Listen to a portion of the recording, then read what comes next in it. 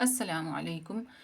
اللہ تبارک تعالیٰ نے ہم سب کو پیدا کیا، ہم سب کے لیے اللہ تعالیٰ نے جوڑے دیے، بیویاں دی، شوہر دیے، اللہ تعالیٰ نے ہمیں اولاد دیے، اللہ تعالیٰ نے ہمیں گھر بار دیا، صحت دیا۔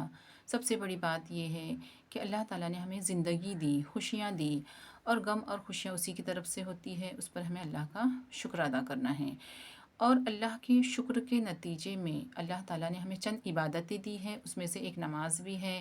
تو نماز ایک اہم تحفہ ہے جسے اللہ تعالیٰ نے معراج میں بلا کر ہمارے نبی پاک صلی اللہ علیہ وسلم کو دیا، اور ہمارے نبی خوشی خوشی 50 نمازوں کا تحفہ لے کر واپس ہو رہے تھے۔ موسیٰ علیہ السلام ملے، انہوں نے نمازوں کو کم کروایا کہ میری امت پر تو صرف 2 نمازیں ہی فرض تھی، وہ بھی نہیں وہ پڑھتی تھی۔ اس طرح سے کم کراتے کراتے 5 نمازیں ہو گئی۔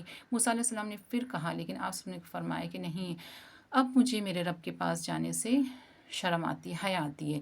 تو ہمیں آپ صلی اللہ علیہ وسلم کی اس حیا کو باقی رکھنا ہے، یعنی کہ نماز ایک اہم چیز ہے اور اہم فریضہ ہے، تو ہمیں اسے انشاءاللہ ادا کرنا ہے۔ اس کی ایک بہترین مثال حدیثوں میں آتی ہے کہ جب مومن بندہ اپنے گھر سے کارخانے کی طرف جاتا ہے تو اس کے گھر اور کارخانے کے درمیان 5 نہریں ہوتی ہے، اور وہ ہر نہر میں غسل کرتا ہوا، نہاتا ہوا جاتا ہے۔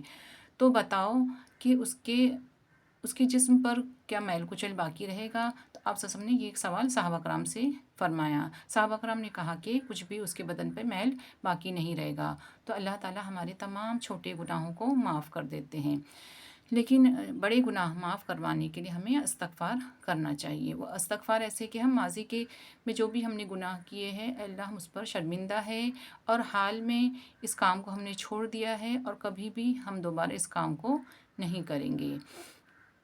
حدیث کا مفہوم ہے، ابن ماجہ کی حدیث ہے کہ اللہ تعالیٰ جس میں فرماتے ہیں کہ جو بندہ وقت کی پابندی کے ساتھ میں 5 نمازوں کو ادا کرے تو میں اپنی ذمہ داری پہ اسے جنت میں داخل کروں گا، اور جو ایسا نہ کرے اس کی مجھ پر کوئی ذمہ داری نہیں۔ اسی طرح آپ صلی اللہ علیہ وسلم ایک مرتبہ سردی کے موسم میں باہر تھے اور کہیں جا رہے تھے، راستے میں ایک درخت کی ٹہنی آپ سب نے پکڑی۔